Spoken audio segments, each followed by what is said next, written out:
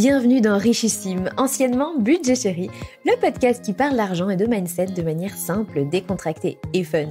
Le podcast change de nom, mais je suis toujours là, je suis Delphine Pinon, je suis l'hôte de ce podcast et également coach, c'est-à-dire que j'aide mes clients à se créer la vie à laquelle ils aspirent en adoptant un nouvel état d'esprit vis-à-vis de l'argent, en levant leur résistance et en mettant en place une gestion budgétaire sur mesure. Ce podcast, c'est mon kiff personnel que vous êtes plus de 25 000 à écouter chaque mois et dans lequel on parle de vos préoccupations d'argent au quotidien. Comme par exemple, pourquoi l'ascension sociale semble-t-elle être réservée aux autres ? Pourquoi je n'évolue pas dans l'entreprise alors que je travaille si dur ? Ou alors, comment se fait-il que quand je gagne plus, je n'épargne jamais plus ?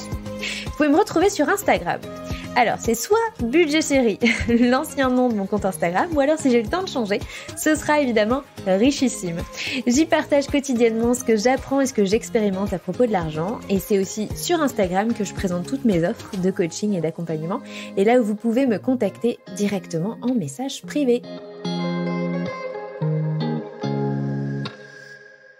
Aujourd'hui, nous allons parler ascension sociale avec mon invitée Esther Taïfé. Esther est multicasquette, peut-être que vous la connaissez d'ailleurs. Elle a d'abord créé une chaîne YouTube, il y a quelques années déjà, qui compte aujourd'hui près de 140 000 abonnés. Et puis en 2017, elle a lancé le podcast Se Sentir Bien, un des plus gros podcasts français de développement personnel. C'est d'ailleurs comme ça que je l'ai connue. Elle a aussi développé un business de coaching autour de la thématique de la perte de poids qui génère environ 100 000 € de chiffre d'affaires chaque mois. Esther a grandi dans un milieu très modeste, voire pauvre. Elle a été élevée seule par sa mère, qui était commerçante sur les marchés notamment. Elle a grandi en HLM, en Haute-Savoie. Sa maman a rejoint les Témoins de Jéhovah quand elle était jeune.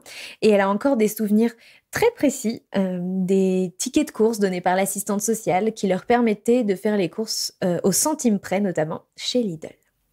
Aujourd'hui, Esther est une entrepreneuse accomplie et il n'en fallait pas moins pour avoir envie de l'inviter pour lui poser des tas de questions sur son ascension sociale, d'autant que l'argent est un sujet qu'elle aborde régulièrement sur sa chaîne YouTube. Alors voici une panoplie des questions que j'ai voulu lui poser. Qu'est-ce qu'on disait de l'argent à la maison quand elle était petite ? Quels ont été ses atouts à elle pour s'élever sur l'échelle sociale ? Son ascension sociale s'est-elle fait au détriment de son entourage d'origine ? Quelles ont été les plus grandes barrières qu'elle a dû surmonter ? A-t-elle dû travailler sur sa relation à l'argent dans son parcours et comment a-t-elle fait ? Est-elle plus heureuse aujourd'hui avec plus d'argent ? Et comment est-ce qu'elle gère son argent et comment est-ce qu'elle l'investit si jamais elle l'investit ? Esther est cash. Son discours est inspirant pour toutes les personnes qui désirent comprendre les mécanismes d'ascension sociale, peu importe d'ailleurs où on se trouve sur l'échelle sociale. J'insiste vraiment là-dessus. J'espère que cet épisode va vous inspirer autant que j'ai pris de plaisir à avoir cette conversation avec elle. Je m'arrête là pour l'introduction et je vous laisse en notre compagnie. Bonne écoute. Salut Esther. Salut, Delphine, du coup. Comment tu vas ?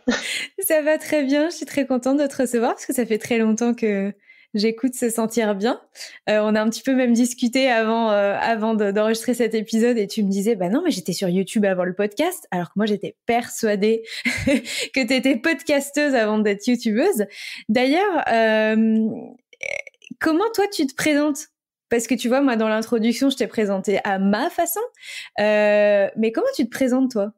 En fait, ça dépend à qui. Je m'adapte un peu, tu vois. Genre, si je parle à des gens de YouTube, bah, je dis que je suis youtubeuse. Si je parle à des gens de podcast, bah, je dis que je suis podcasteuse. Si je parle à des gens qui font du business, je dis que j'ai un business, tu vois.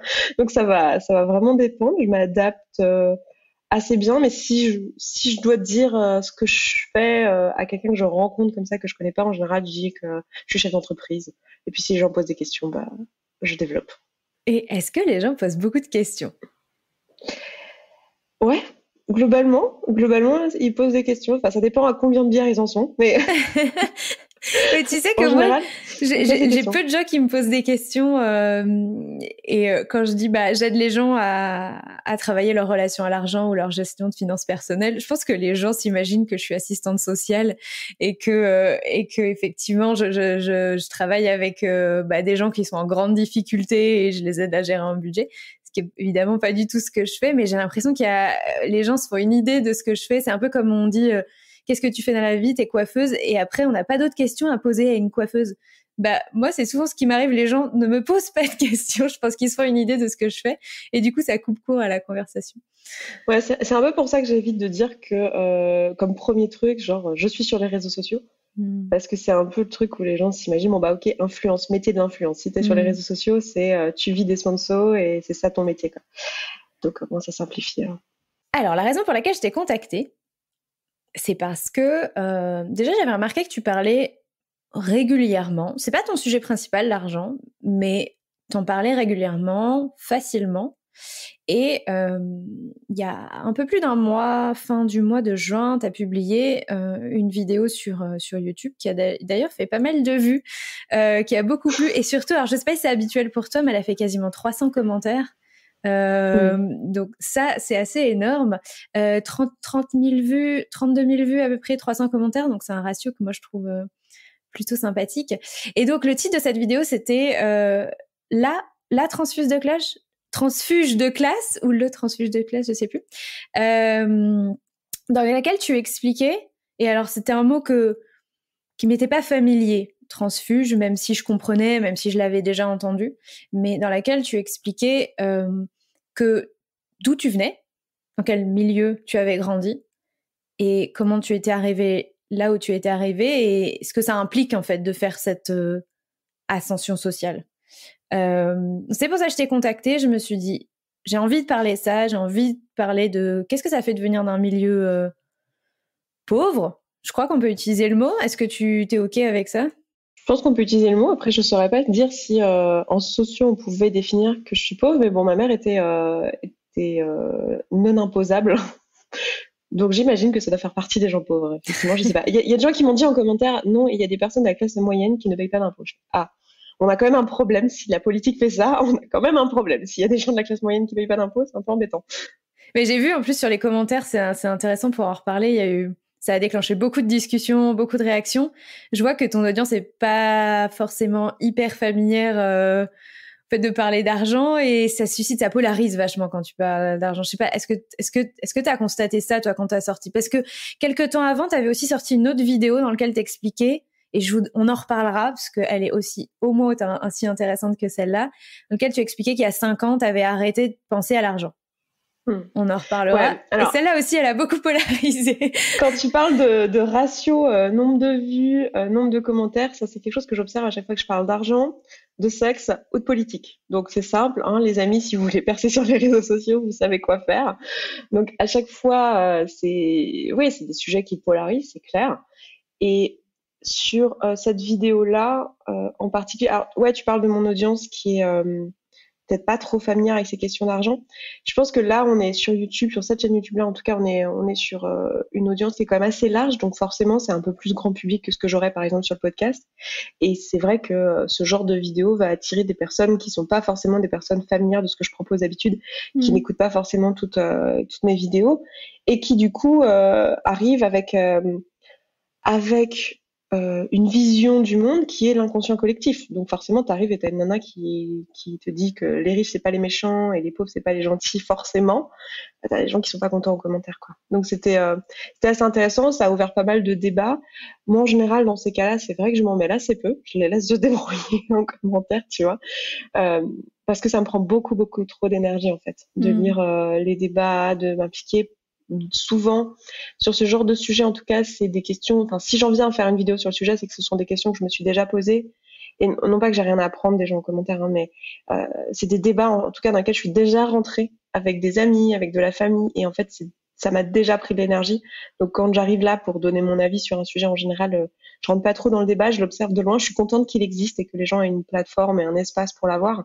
Mais c'est vrai que je vais assez peu m'investir, surtout que souvent, quand c'est une vidéo comme celle-ci, où je parle de mon expérience, il y a quand même pas mal de choses qui, dans la formulation, sont très personnelles et très dirigées contre moi. Donc, en fait, j'ai pas hyper envie de répondre. En fait, dans ces cas-là, c'est pas un bon climat pour faire du débat. Mais je vois qu'il y a quand même plein de gens à qui ça fait bouger des choses. Donc, c'est trop cool, quoi. Super. Est-ce qu'on peut revenir un peu sur, du coup, ton enfance, la chronologie? Moi, j'ai eu l'impression, en tout cas, quand j'ai regardé cette vidéo, enfin, ça t'a pas empêché d'avoir une enfance heureuse, quoi. Ouais. Alors clairement, vous viviez pas dans l'opulence. T'as donné beaucoup d'exemples dans cette vidéo. Évidemment, tous les gens qui vont nous écouter n'ont pas forcément regardé cette vidéo, donc peut-être que c'est intéressant que tu puisses redire un petit peu, réexpliquer un petit peu effectivement dans quel contexte t'as grandi. Je me souviens plus trop des exemples que j'ai donnés. Il y en a que j'ai enlevé, je crois, au montage. Sa vidéo était beaucoup trop longue. Il y en a un notamment que j'ai enlevé parce que je me suis dit peut-être qu'il mettrait ma mère mal à l'aise, mais je sais qu'elle écoutera pas ce podcast. Donc, je peux vous le donner, cet exemple. Non, mais en gros, j'ai eu une enfance. Ma mère m'a élevée seule.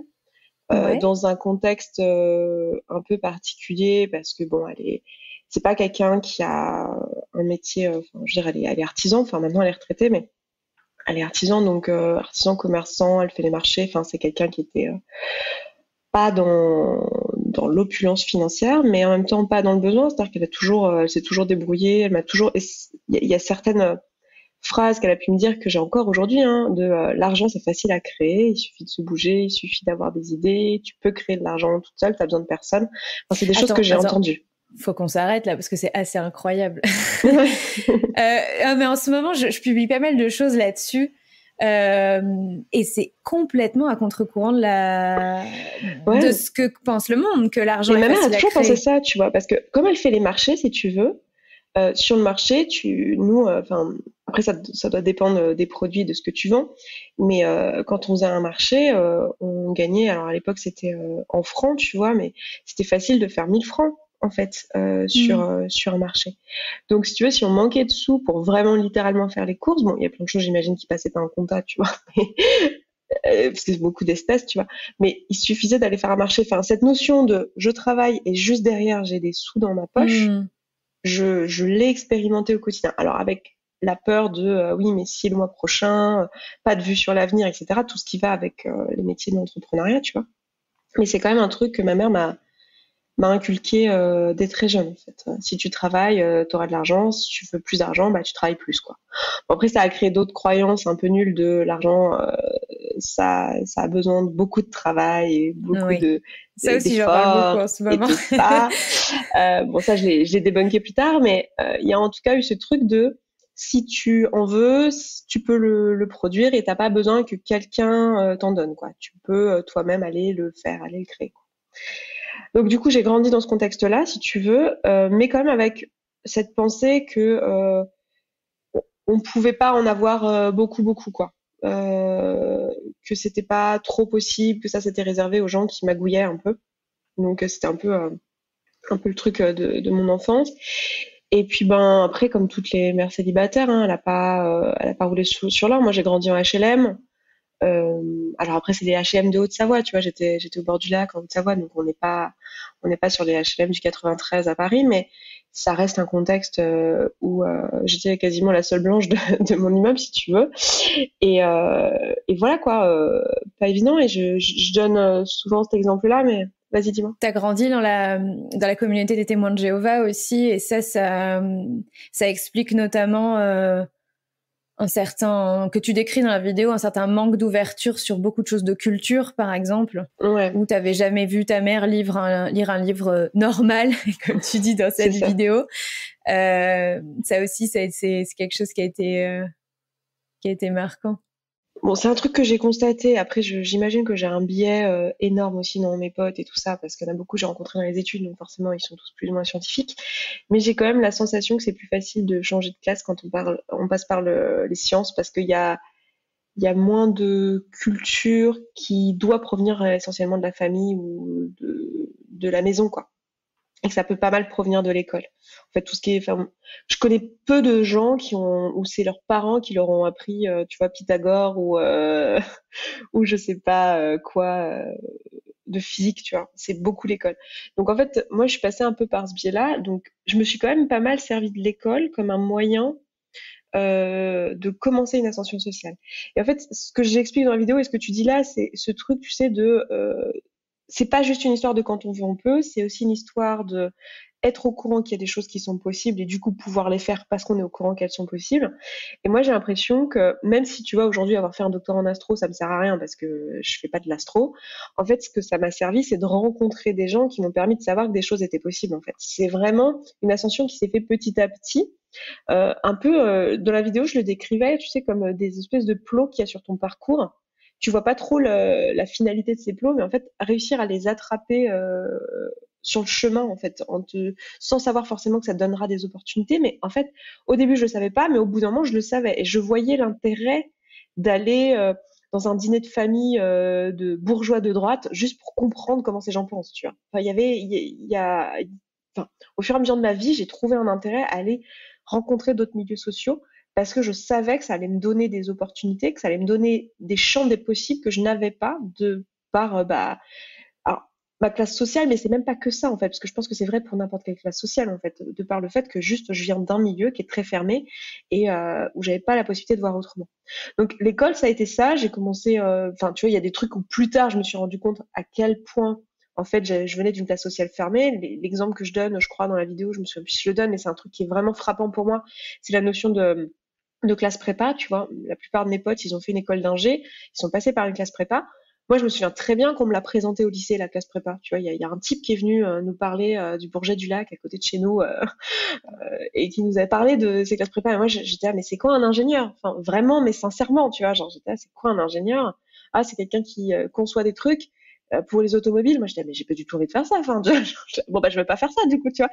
J'avais pas du tout compris ce que ça voulait dire, que c'était prestigieux, tout ça. Enfin, alors que mes potes qui ont leur père ou leur mère dentiste à Lausanne, tu vois, de l'autre côté du lac, évidemment qu'ils avaient compris ce que c'était qu'une classe prépa.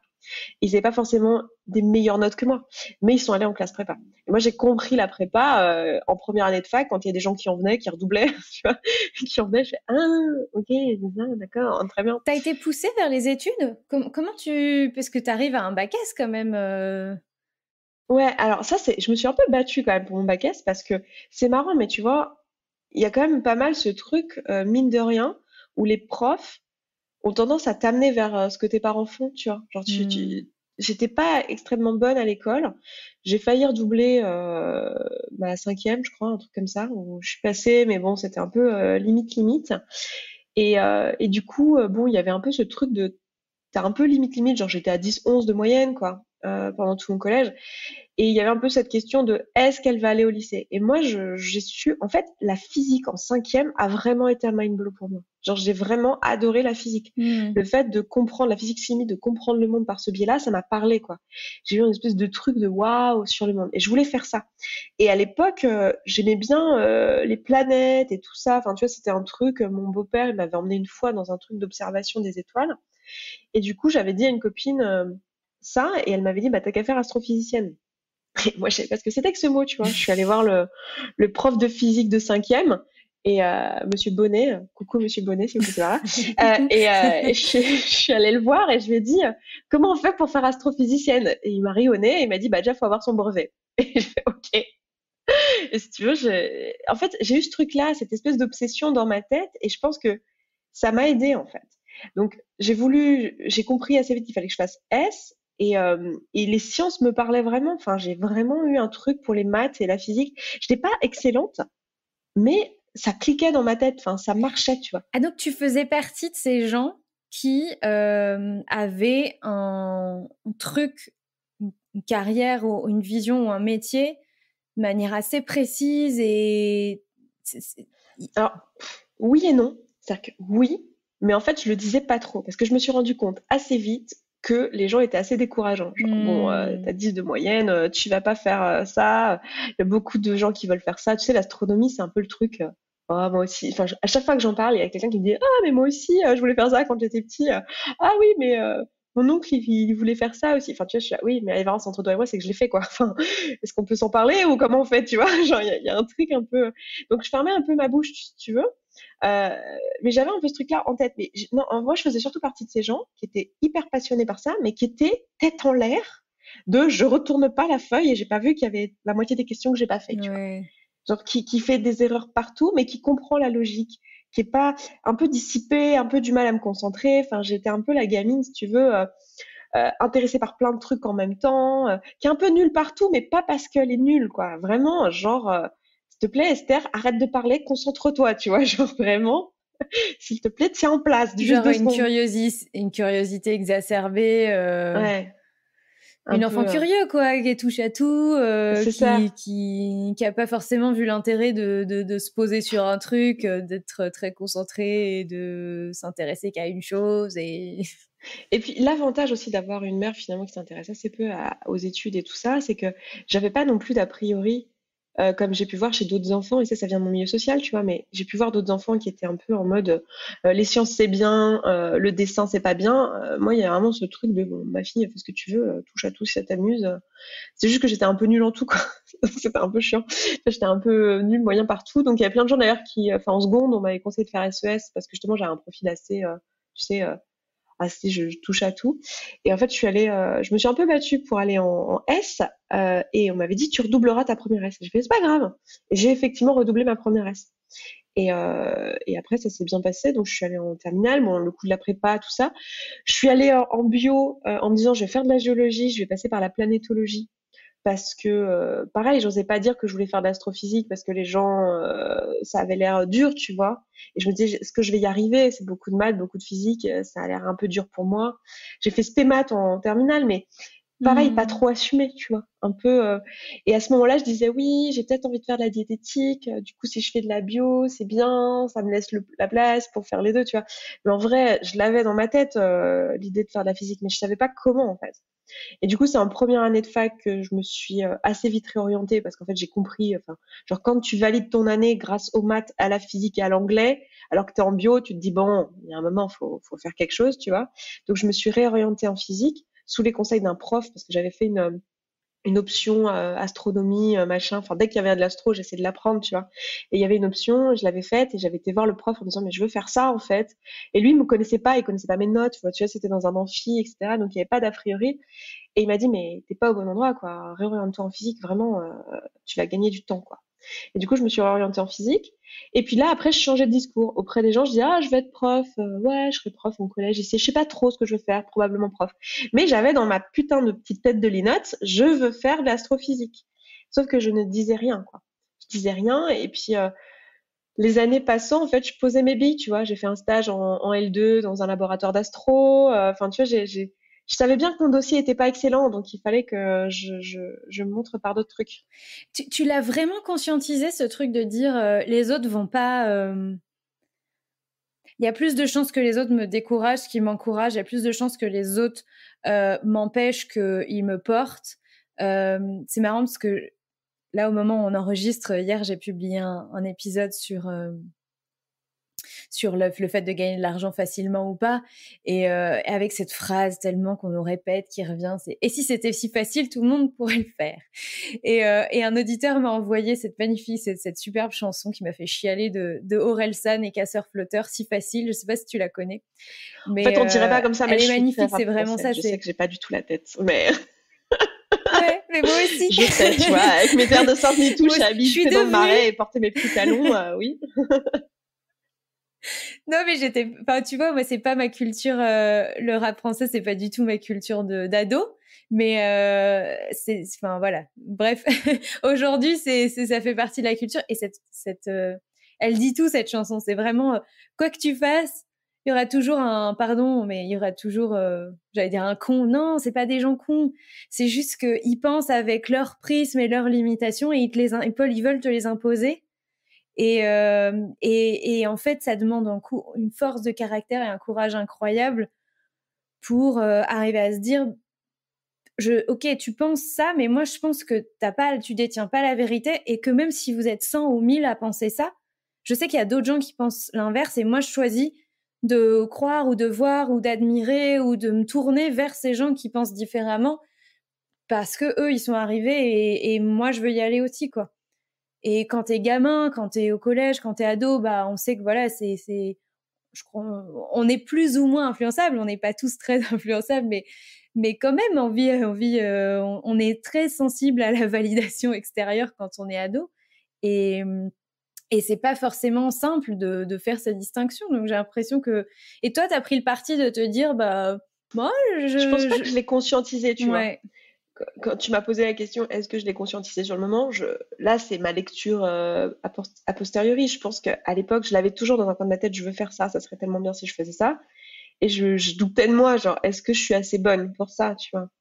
Donc, j'osais pas dire que j'avais ce projet-là aux gens parce que après ils allaient me demander mes notes et tout et enfin je m'imaginais ça parce qu'en vrai ça serait jamais arrivé hein. Je vois pas quelqu'un en soirée te dire ah ouais tu veux faire l'astro mais t'es classé comment dans ta promo non je pense pas que en vrai ça serait arrivé mais à l'époque j'avais un peu ce truc de je peux pas me permettre de dire que je veux faire de l'astro si je suis pas première de promo parce que c'est un peu le truc que tout le monde veut faire et que personne fera parce qu'il y a pas de place quoi donc bon. Mais du coup, j'ai continué mon petit truc en travaillant. J'étais vachement dans cette idée de quand on veut, on peut, tu vois, quand même, pas mal. Et à l'époque, je sortais avec un mec qui venait d'une famille un peu bourge. Et en fait, ça m'a vachement appris parce que dans cette famille, les gens faisaient tous des doctorats, si tu veux. Donc déjà, j'ai appris qu'il était un doctorat. C'est con, hein, mais genre moi je savais que je voulais faire l'astronomie, mais je savais même pas qu'il fallait, enfin je savais pas ce que c'était une thèse en fait, je savais pas ce que c'était la recherche, je savais pas que fallait faire des doctorats pour ça. Enfin moi j'étais vraiment en train de chercher les BTS astronomie, tu vois, genre. Que docteur, c'était pas juste médecin quoi. Exactement, c'est ce que je dis dans la vidéo. Moi pour moi un docteur, mais c'est sincère, tu vois, et c'est pas rabaissant. Je sais quand je dis ça, il y a des gens qui pensent que c'est rabaissant, que je me moque, mais c'était vraiment ce que je pensais. Pour moi un docteur, c'était un docteur en médecine quoi, c'est tout. Il y avait pas d'autres docteurs. Donc voilà. Et bref, du coup, j'ai fait mes études et en fait, je l'ai apporté petit bout par petit bout. Et en fait, ce qui est assez intéressant, c'est que tu vois, c'est là où je dis que j'ai vraiment pris les plots sur le chemin. Et c'est que ma mère m'a quand même appris des trucs du genre, j'ai quand même fait du commerce, j'ai quand même été un peu dans le ok, un non n'est jamais définitif. Hein, genre, c'est bon quoi. Genre, des portes ça s'enfonce, des avis ça se change. Bah oui. Cherche d'autres parades. Il y a toujours moyen de moyenner. Enfin, tu vois, c'est quand même un truc que j'ai appris et je me souviens que dans mon parcours, en fait, j'en ai pas eu besoin, mais dans mon parcours, j'étais vraiment en mode bon. Si je suis pas prise à ce truc-là, bah c'est pas grave, je fais un stage là, et puis je pourrais passer par tel truc. Et tu vois, j'avais vraiment ce truc de, j'allais pas me décourager au premier truc. Et ça vient de ma culture à moi, et c'est le plot, si tu veux, dans la liste des trucs que tu gardes, tu vois, qui vient de ta culture, c'est que je pars d'une culture où ma mère, elle a fait les marchés, tu vois, autant te dire que bon, même en tant que femme, il y a quand même ce truc de, tu lâches rien. Donc c'est vrai qu'avec cette culture-là, bah, ça m'a permis, dans un monde où finalement, dans les mondes un peu plus haut, élevés en classe sociale, il y a un peu plus ce truc où on se soumet quand même assez facilement au système, genre ah bah ça n'a pas été possible, j'ai pas été pris, ah quel dommage, tu vois. Alors moi, le j'ai pas été pris, quel dommage, jamais ça m'aurait traversé l'esprit, tu vois. Et donc j'ai un peu enfoncé les portes et mine de rien, j'y suis arrivée. Et mon directeur de stage, qui m'a ensuite pris en thèse, m'a dit qu'en fait, après coup, hein, quand il m'a pris en thèse, il m'a dit franchement, quand je t'ai eu dans mon bureau, moi, je pensais pas du tout te prendre. Genre, j'ai vu ton dossier, j'ai vu qu'on m'avait calé un rendez-vous avec toi, je pensais pas te prendre. Et en fait, tu m'as convaincue dans l'entretien. Et en fait, je lui ai fait un storytelling de ouf de je veux faire ça depuis que je suis petite. Donc, en fait, ce sera avec ou sans toi.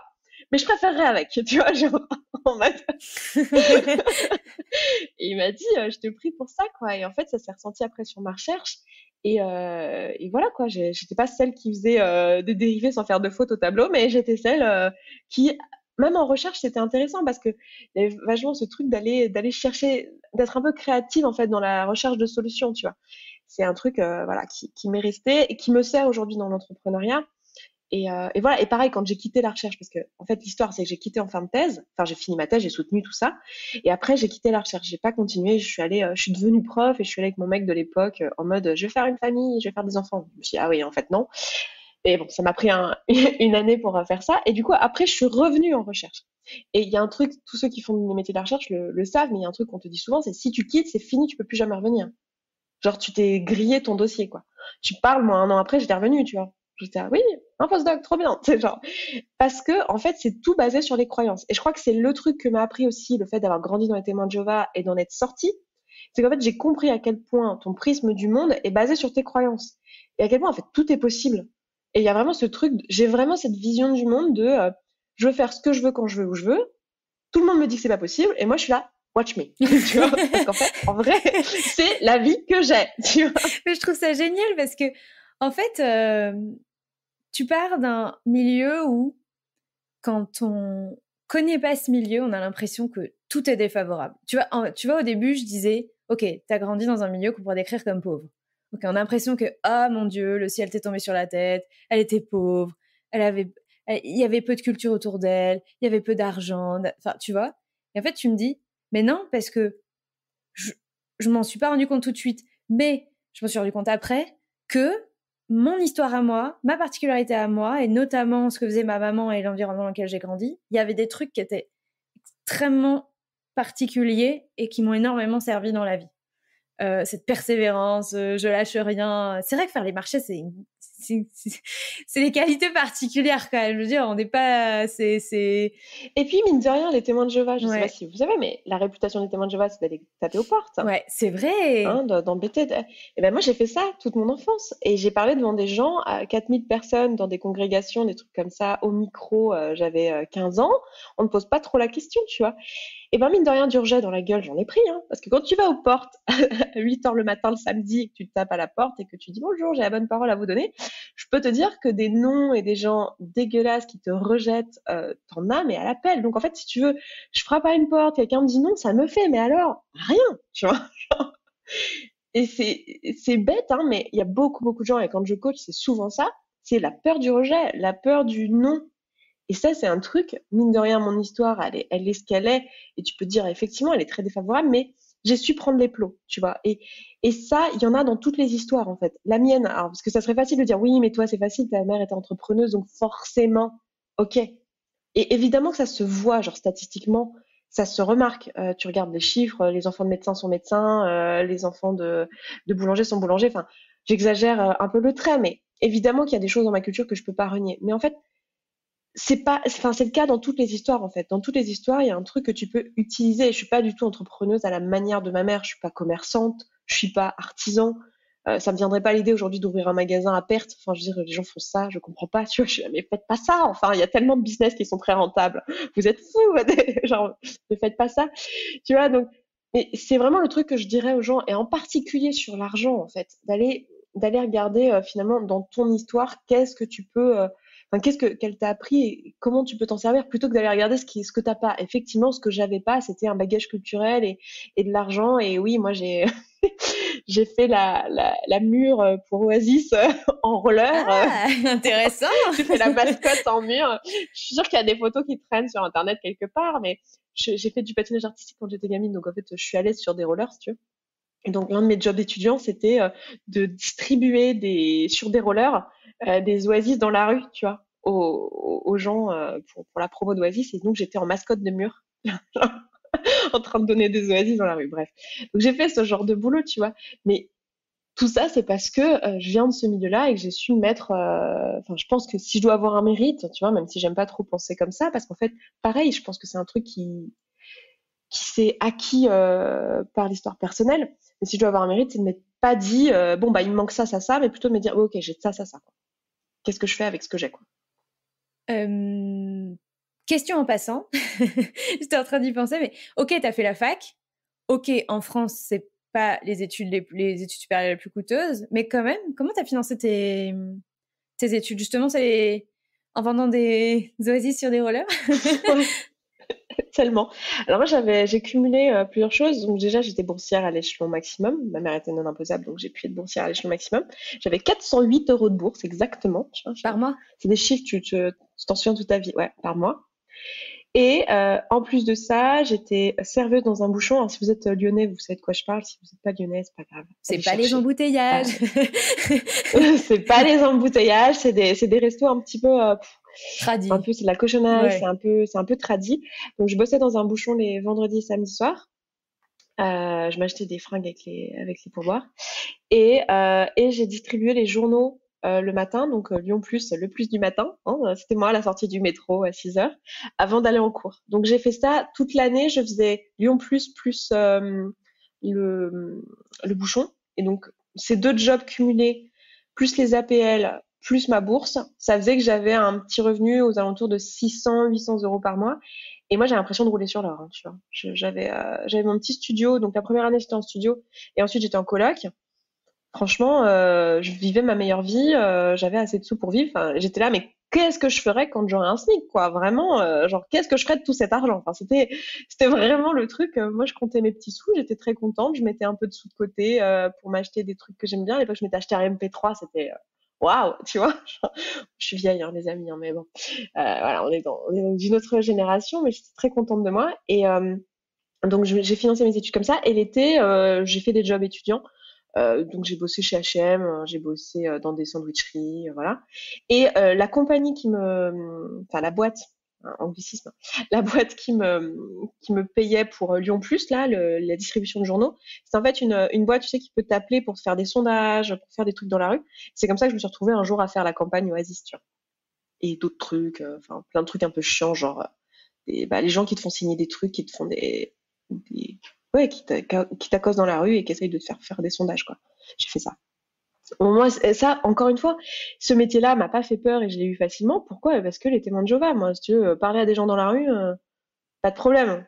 Tu vois, pas peur de me faire rejeter. Mais d'ailleurs, en entretien, tu sortais ta carte témoin de Jéhovah. Enfin, je veux dire, c'est quelque chose que tu mettais en avant ou Je pas? me souviens plus si je le mettais en avant. Je crois pas, hein, mais je crois qu'en fait, ça se ressent dans ma façon d'être. Et je peux te dire que quand j'étais à une bouche de métro, parce que normalement, t'es à une bouche de métro à deux, et on tournait un peu sur les mêmes bouches de métro. Moi, j'essayais d'être à la bouche de métro Charpennes, qui était la plus proche de ma fac, pour pouvoir enchaîner, tu vois, et être à l'heure en cours.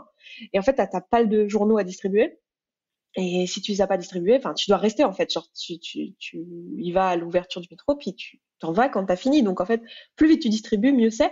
Et je peux dire que quand j'étais avec quelqu'un et que la personne voyait qu'elle était avec moi le matin à la bouche de métro, c'est oh non, putain, pas avec Esther quoi. Parce qu'il y a vraiment ce truc de les gens voulaient pas être avec moi à la bouche de métro parce qu'ils savaient qu'ils étaient dans la merde pour écouler leur journaux, que j'allais aller vite, que moi j'allais choper tout le monde, que j'allais faire le show et que en 1 heure c'était plié parce que moi fallait que j'aille en cours, tu vois. Et qu'eux, ils savaient que c'était jusqu'à 9 heures, tu vois. Bon, et du coup, ton shift, tu vas au bout de tes études en astrophysique. Tu fais une année professorat, tu reviens en recherche, ok. Ouais, je fais des petits allers-retours. Hein. J'ai aussi été développeuse web dans une boîte.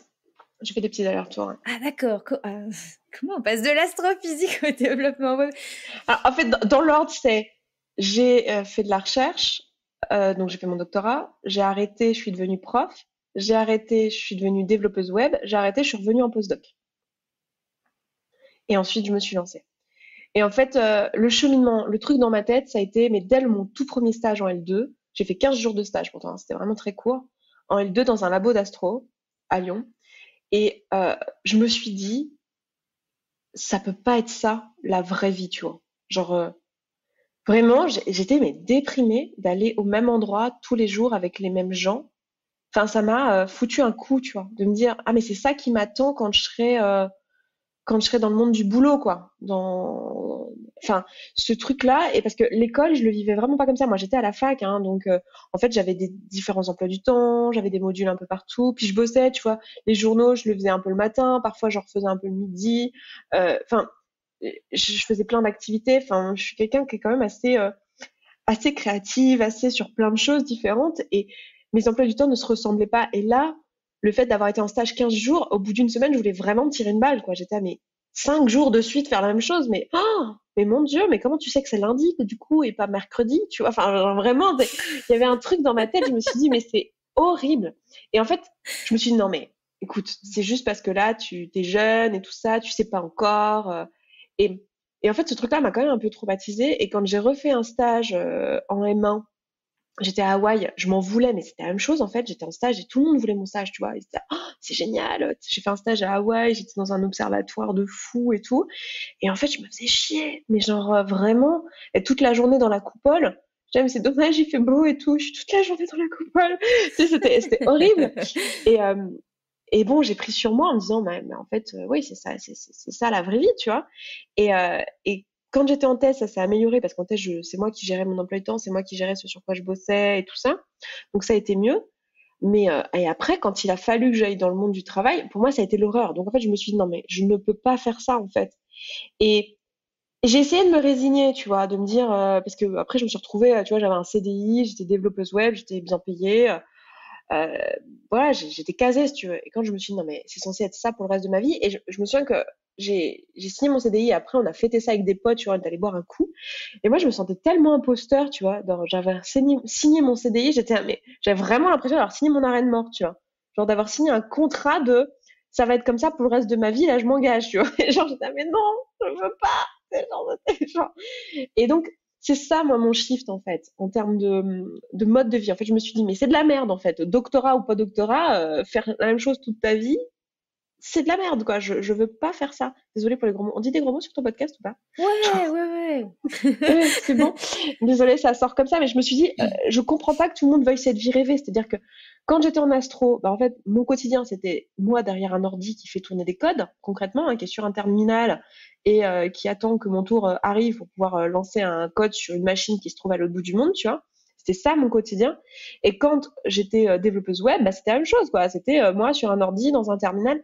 Et en fait, toute la journée à regarder l'arbre par la fenêtre et à me dire mais qu'est-ce que je fous là, quoi. C'est glamouriser à mort, en fait, ces métiers, tu vois, où on te dit ça va être génial toute ta vie, tu vas faire du consulting, tu vas faire du développement, tu vas faire. Mais non, en fait, c'est chiant, t'es juste sur un ordi toute ta journée. Non, moi, je voulais pas de cette vie, quoi. Je me suis dit, mais en fait, concrètement, je m'en fous du statut social que ça m'apporte parce que au début, c'était vraiment ça. Mais c'est ça qui est Oui, glamourisé, c'était en fait. statut social. C'est le Et je statut voulais social qui statut est social, glamourisé. tu C'est vois. comme tu disais au début, l'ingénieur. En vrai, ingénieur, je sais pas, c'est 10 000 métiers différents déjà. Mm. Ingénieur, c'est un diplôme, c'est un statut social, mais tu peux faire des trucs Mais chiants. c'est ça. Et il y a des gens qui vont être passionnés par ça, mais mais par contre, dire qu'on est ingénieur, Ça fait bien. c'est top, Je quoi. dis C'est ça souvent qui est hein, que glamourisé, je gagnais le jeu social en société sans essayer, tu vois, genre avec la carte de tu fais quoi dans la vie? Je suis astrophysicienne. Ah d'accord. Genre tu gagnes le jeu social sans jouer, tu vois. Genre tu dis ça, c'est fini. Hmm. Tu vois. Mais bon, bref, du coup, ouais, c'est le statut est glamourisé et en fait, je me suis rendu compte que finalement, ce qui était le plus important, c'était ce que je faisais au quotidien. Et j'ai compris surtout que moi, j'étais pas faite pour un métier classique. Mais en réalité, je pense que personne n'est fait pour un métier classique. Je pense que le boulot classique tel qu'il est proposé, même les gens qui sont très carrés, etc., en fait, il y a mieux à faire avec ce temps très carré que la façon dont c'est fait actuellement dans les entreprises. Donc, bon, voilà. Et du coup, je me suis dit, bah, en fait, je veux faire ce que je veux quand je veux, où je veux. Et à partir de là, je me suis mise en tête de faire ça et je me suis demandé comment. J'ai lancé ma boîte plusieurs fois, je me suis plantée plusieurs fois et puis j'ai découvert le coaching au fur et à mesure parce que pendant toutes ces années où je me remettais en question, finalement, je me suis informée, j'ai vu pas mal de dev perso et voilà, et j'ai découvert le métier de coach et j'ai fini par me former à ce métier. Puis même aujourd'hui, moi, je suis coach concrètement parce que oui, je suis diplômée, certifiée coach, tout ça. J'ai une entreprise de coaching actuellement, mais en fait, je me sens pas coach de la même manière que je me sentais pas astrophysicienne ou je sais pas quoi, tu vois. En fait, je suis juste T'aimes pas les étiquettes de mais c'est toute même pas façon. trop ça. Enfin, je m'en fous en vrai. C'est plus que je me sens pas un truc. J'aime juste apprendre des choses. J'ai juste Hmm. envie d'être à un endroit où ça m'intéresse, à l'endroit où ça m'intéresse, au moment où ça m'intéresse, si tu veux. Et oui, concrètement, j'ai une boîte de coaching. Et oui, plusieurs fois dans la semaine, j'ai des gens en face de moi que je coach avec des outils de coaching. Mais mon métier, avant tout, c'est de me créer un espace dans lequel je me reconnais, dans lequel je me sens bien et d'inspirer les autres à faire ça aussi dans leur vie, en fait. Plutôt que d'essayer d'être absolument quelque chose, de plutôt se demander, OK, tu veux faire quoi concrètement de ta vie? Parce qu'en fait, ta vie concrètement, c'est pas une étiquette d'ingénieur. Ta vie concrètement, c'est des heures au quotidien passées à faire des choses pratiques, quoi. Donc, toi, ce temps-là, ces ressources-là qui sont finalement limitées, ce temps-là, tu veux le passer à faire quoi? Et à partir du moment où j'ai commencé à me poser cette question-là, c'est là que, tu vois, la vidéo où tu t'en as parlé tout à l'heure, la vidéo sur l'argent n'a plus été une question, où j'ai décidé il y a 5 ans que l'argent serait plus une question, c'est quand j'ai commencé à penser comme ça. Moi, je me suis dit, non, mais en fait, ce qui compte finalement, c'est ce que je fais de mon quotidien. Et à partir de ce moment-là, je me suis dit, je peux plus me permettre que l'argent ait son mot à dire dans les décisions, parce que l'argent, concrètement, ça fait faire des décisions de merde, hein, qu'on regarde. Enfin, je veux dire, toutes les décisions qui sont faites juste par l'argent, à titre individuel ou à titre global, sociétal, c'est pas des bonnes décisions globalement, hein. Donc, je me suis dit, je veux arrêter de prendre mes décisions à la Parce con. qu'en fait, ce que tu expliques dans cette vidéo, c'est que l'argent prenait trop de place dans ta prise de décision et que, en gros, alors c'est pas dit comme ça, mais c'était toujours sous-jacent avec la peur de manquer, Oui, quoi, la peur de pas en avoir assez. Parce que quand on prend toutes ces décisions par rapport à ce que ça coûte, c'est ok, donc je mets ce que ça coûte au-dessus de l'expérience que j'ai envie d'avoir de la vie, de ce que ça peut m'apporter, etc. Et toi, tu te dis, ben, je veux plus penser comme ça, parce que ça me limite dans les possibilités. Tant que j'aurais peur de... Tu me non, dis, tant que j'aurais peur de perdre, tant que j'aurais peur de manquer, tant que j'aurais peur de pas avoir assez, je me limiterai dans ce que je peux faire dans la vie. Je me suis juste dit, tu vois, je veux que dans ma prise de décision se trouvent les choses que je valorise dans la vie. Et l'argent, pour l'argent en soi, même si j'adore l'argent, je ne valorise pas l'argent en tant qu'objet, si tu veux. C'est pas un truc qui est important pour moi. Ce qui est important pour moi, ça va être ce que je fais au quotidien, mes passions, les gens que j'aime, peut-être le lieu de vie, enfin des choses comme ça, mon mode de vie. C'est mon expérience de la vie qui est importante. C'est pas le compte en banque en lui-même. Et la raison pour laquelle il est important, c'est pour ce qu'il me permet de faire. Tu vois, mais en soi, je sais qu'il y a des gens qui kiffent l'argent pour l'argent. Tu vois, moi c'est pas le cas. Donc je me suis juste dit, ok, je veux que dans mes prises de décision soient mis en avant les choses qui sont vraiment des choses que je valorise. Et pas, justement, tu l'as très bien paraphrasé, mais la peur du manque. Parce que ce qui faisait que moi, je mettais l'argent tout en haut dans ma prise de décision, c'était du coup la peur du manque, puisque je ne valorise pas l'argent. Vu que c'est pas un truc qui, moi, m'éclate dans la vie d'avoir des zéros sur un compte en banque. Si je sais pas pour les dépenser, je veux dire, en soi, avoir des zéros sur un compte en banque, si je peux pas y toucher, ça m'amuse pas. Enfin, je m'en fous, vraiment, ça me fait aucun effet. Ce qui m'éclate, c'est de me dire, je vais pouvoir faire tel projet avec, ça va être trop bien. Et dans ce cas, je m'excite sur des zéros, mais sinon, non, tu vois. Donc, à ce moment-là, je me suis juste dit, ok, il faut que je le pense autrement et je veux à partir de maintenant que l'argent ne soit plus un problème. C'est-à-dire qu'à chaque fois que j'avais envie de faire un truc, et je me disais, mais je peux pas parce que j'ai pas l'argent. Je me dis, non, j'ai pas le droit d'avoir cette pensée. Genre, je m'interdis cette pensée et je trouve une autre façon de faire. Et c'est comme ça que je me suis retrouvée à mettre mon appart en Airbnb pour pouvoir faire des trucs que j'avais envie de faire, tu vois, parce que du coup, j'étais en mode solution et je trouvais d'autres façons de faire. Et ce qui est super important, c'est qu'à l'époque, j'avais pas du tout le même revenu que maintenant. J'étais au chômage de mes années de mon année, mon unique année de développeuse. De développeuse. Ben non, le professeur, j'étais remplaçante. J'étais payée au lance-pierre, laisse tomber. Ah oui. Mais de développeuse. Et donc, j'avais 1200 euros par mois. Donc, quand tu as un loyer parisien à 900 euros, autant te dire que on n'y est pas, tu vois. C'était pas, ça marchait pas bien. Donc, je mettais mon appart en Airbnb et je faisais mes trucs quand même. Je me suis acheté ma caméra, j'ai fait des voyages, j'ai fait ces trucs à ce moment-là. J'ai testé, j'ai lancé des produits. Je me suis foirée en lançant des produits parce que j'essayais de vivre en ligne, tu vois. Donc, j'essayais des trucs. J'ai fait des sponsors à la con. J'ai fait des sponsors pour des sextoys, tu vois, par exemple. J'ai fait des trucs comme ça, tu vois, pendant cette période-là parce que je me suis dit, je veux plus que l'argent soit un problème. Et même encore aujourd'hui, c'est une pensée que j'ai, tu vois, je ne veux pas que l'argent soit au centre de mes décisions, en fait. Je veux que ce soit d'abord ce qui m'inspire, d'abord. Non pas que l'argent soit pas quelque chose auquel je pense, parce qu'évidemment, comme c'est un moyen, après, j'ai besoin en second lieu de me dire, ok, donc du coup, financièrement, comment je vais faire pour que ça marche? Mais c'est pas la raison de ma décision. Je veux plus que ça soit la raison de ma décision. Et à partir du moment où j'ai commencé à penser comme ça, c'est sûr que ma vie a tout de suite été beaucoup plus inspirante pour moi, tu vois. Tout de suite, je me suis retrouvée à faire des choix qui étaient beaucoup plus alignés, en fait. Est-ce que, en pensant comme ça, tu as eu l'impression de te mettre en risque? Moi, j'ai l'impression que pour soutenir cette pensée-là, il faut faire grandir la confiance à l'intérieur de soi. Parce qu'il faut chasser. C'est difficile de se débarrasser complètement de sa peur de manquer, mais on peut la reléguer à un autre plan, puis de plus en plus loin, etc. Donc, de fait, qu'est-ce qui va prendre de la place à la place de cette peur? C'est vraiment la confiance. Et toi, tu avais déjà un petit peu cette graine, on en parlait au tout début, de ta maman qui disait on peut créer de l'argent. Et puis, tu avais fait des tas de métiers, des tas de trucs. J'avoue que j'avais ce truc-là de me dire, en vrai, au pire, le pire qui puisse m'arriver, c'est de perdre mon statut social. En vrai, en général, on a souvent peur de ça. En fait, ce qu'on a peur, c'est pas vraiment de manquer. Genre, je suis pas sûre, tu vois, qu'il y ait vraiment des gens qui aient peur au moment où ils hésitent à se lancer dans leur boîte, par exemple. Souvent, c'est de ça dont on parle. C'est des gens qui sont salariés, qui s'ennuient et qui veulent pas se lancer parce qu'ils ont pas de sous de côté et qui ont peur de ça. Et en fait, t'as pas vraiment peur d'être sous les ponts. En vrai, tu sais que ton plan Z, c'est d'être dans ta chambre d'ado chez ta mère, tu vois. Tu sais que tu vas pas être sous les ponts. Mais ouais, ou de faire un métier qui est pas valorisé par la société. C'est ça dont t'as peur, mais en vrai, c'est de faire un métier qui est pas valorisé.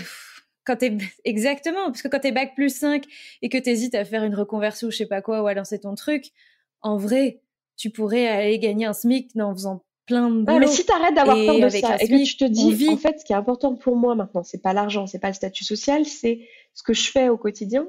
en fait, tu te rends compte que déjà, ces métiers valorisés, moi j'ai adoré être serveuse par exemple. Et c'est vraiment un métier qu'aujourd'hui je me verrais faire avec plaisir, tu vois.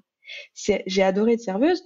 Tu te dis, bon, bah, en fait, il y a des métiers qui sont dévalorisés que toi, tu peux aimer ou trouver une certaine forme de valeur dedans si jamais tu es obligé de les faire pour pouvoir financer ton projet. Et en fait, tu peux te rendre compte que, enfin, moi, j'ai des clientes comme ça qui se rendent compte qu'elles sont beaucoup plus heureuses à être serveuses à mi-temps en lançant leur business le reste du temps, parce que concrètement, ce qu'elles font au quotidien, à savoir servir des gens qui sont contents parce que c'est déconfiné et qui sont hyper joyeux et hyper sympas et s'éclater à faire leurs petits zibouiboui pour leur Instagram et leurs petits trucs sur Internet, elles préfèrent faire ça que être dans la finance, dans le truc où elles étaient, où elles faisaient des tableaux Excel toute la journée. Pourtant, socialement, c'est pas du tout le même délire, tu vois. Et financièrement, c'est sûr que c'est pas pareil, mais en fait, elles s'en foutent. Parce que, en fait, c'est vraiment important de se ramener à soi et à ce que tu aimes faire au quotidien et d'enlever toute la valeur et tout le truc social, tout le truc que tu t'es construit pour te rendre compte qu'en fait, t'as pas, déjà, quand tu fais ça, tu te rends compte que t'as pas besoin de grand chose et que les choses dont tu as besoin, c'est pas forcément les choses qui sont valorisées socialement. En fait, t'as pas besoin d'une Lamborghini, en fait, concrètement. Et si t'en avais une, ça t'emmerderait, T'as en pas besoin fait. d'aller 6 fois au restaurant par mois, t'as pas besoin d'aller bruncher tous les Et ça, c'est dimanches, un truc, t'as pas besoin de partir en mais vacances ça, à c'est l'autre un bout truc du dont tu te rends compte monde. quand tu deviens riche. Et en fait, je me dis, putain, des fois, je me dis, je suis vraiment une caricature de riche maintenant parce que, en fait, non, j'ai envie d'aller, j'ai envie d'aller au bord de la mer en France. Oh non, c'est chiant l'avion.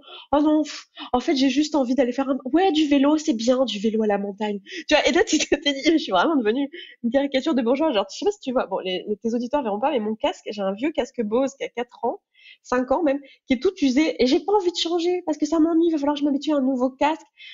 Mais j'ai l'argent pour changer de casque, tu vois. C'est vraiment genre, tu deviens, tu t'en fous en fait. Tu te rends compte, en fait, quand l'argent n'est plus un problème, quand tous tes besoins sont remplis, quand effectivement tu es dans l'abondance, tu te rends compte que les trucs dont tu as vraiment envie, si tu enlèves toutes ces histoires de statut social et de machin, ben, en fait, c'est pas tant de choses que ça. Et finalement, ça va être des trucs, peut-être des trucs chers, tu vois, mais il y a des trucs dont j'ai envie, c'est des trucs chers et où je me serais pas forcément autorisée avant, mais en fait, tu vas te rendre compte que c'est très ponctuel et très basé sur qui tu es vraiment. Et c'est super intéressant de se rendre compte de ça, tu vois, de ce que tu valorises et de ce que tu valorises pas. Quand tu t'enlèves cette question de l'argent. Je sais qu'à cette vidéo, il y a eu beaucoup de réactions en commentaire, on en a parlé tout à l'heure, et effectivement, de gens qui se sentent, qui sont pauvres, ou qui se sentent pauvres, ou les deux, mais qui vivent avec peu, et qui te disent t'es bien gentille Esther, mais juste c'est pas possible de... Enfin, tu te rends pas compte, tu vois, avec cette critique de... C'est très condescendant ce que tu dis, parce que de croire que quand on est pauvre, on peut faire autre chose que ne pas penser à l'argent. Et je, c'est très dur pour toi, pour moi, de répondre à ça, parce que tu sens que il n'y a pas l'ouverture chez tout le monde pour comprendre que ça commence par un changement d'état d'esprit. Ça commence par voir les choses différemment. Et, et souvent, des fois, chez la personne en face, il n'y a pas forcément cette ouverture pour se dire comment est-ce que je pourrais voir les choses autrement que putain, je suis pauvre, j'ai pas de quoi finir le mois, je suis tout le temps à découvert et je vais au resto du cœur pour faire bouffer mes gosses, quoi. C'est vrai qu'il y a un peu moi aussi, cette pensée-là, elle est frustrante pour moi parce qu'en plus, elle est pleine de douleur. Je veux dire, quand la personne te dit ça, elle souffre en fait. Et tu comprends, enfin, je sais pas, je connais pas ton histoire à toi, mais enfin, moi, c'est quelque chose que je comprends, tu vois, parce que je l'ai vécu. Et c'est un peu, enfin, c'est vrai, tu vois, j'ai pas la même réalité aujourd'hui que la réalité de cette personne-là qui m'écrit à l'instant T, tu vois. J'ai pas la même réalité qu'elle et c'est vrai. Mais ça s'est pas fait en un jour, tu vois. On parle de 5 ans. On parle de 5 ans.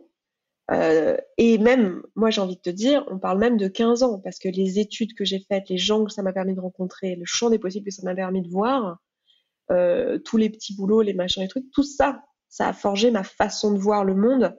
Ça m'a fait rencontrer différents horizons, les voyages que j'ai pu faire, etc. Ça m'a ouvert l'esprit sur qu'est-ce qui était possible. Mais effectivement, à ce moment-là, quand t'es au RSA, que t'as pas de quoi finir le mois, c'est pas entendable un discours de en fait c'est possible pour toi de faire 1 million, tu vois. Parce que c'est de ça dont on parle. Bon, après, dans cette vidéo-là, je parle pas de ça exactement, mais c'est un truc que j'ai déjà pu dire, tu vois. C'est possible pour toi de faire 1 million. C'est pas entendable, mais parce qu'en fait, on n'en est pas là. Le shift identitaire, tu sais, moi, je parle souvent de shift identitaire, de qui tu dois devenir pour pouvoir recevoir cet argent. Il y a vraiment ce truc-là de, il faut que tu te mettes en capacité de la recevoir. Et quelqu'un, je veux dire, quelqu'un comme ça, mais dans cet état d'esprit-là, mais même tu lui donnes 1 million, il peut pas le garder, en fait. Il va pas le garder. Il va lui arriver un truc, je sais pas quoi, hein, je sais pas par quel moyen, mais il va lui arriver une merde qui va faire qu'il va les perdre, ces 1 million. Parce qu'il n'est pas en mesure de les recevoir, il n'est pas en capacité de les recevoir, il n'est pas la personne capable d'être millionnaire à ce moment-là, en fait. Donc il y a vraiment un truc identitaire, et je sais que quand je dis ça, ça fait très spirituelo, très spirituel, très Bah, machin. moi, ça me parle, Mais c'est vrai, et après tu peux le voir sur un prisme qui est pas du tout spirituel, mais qui est très pragmatique de, en fait, tu n'as pas les compétences ni les croyances qui te permettent de savoir prendre soin de ces 1 million, tu vois, à ce moment-là.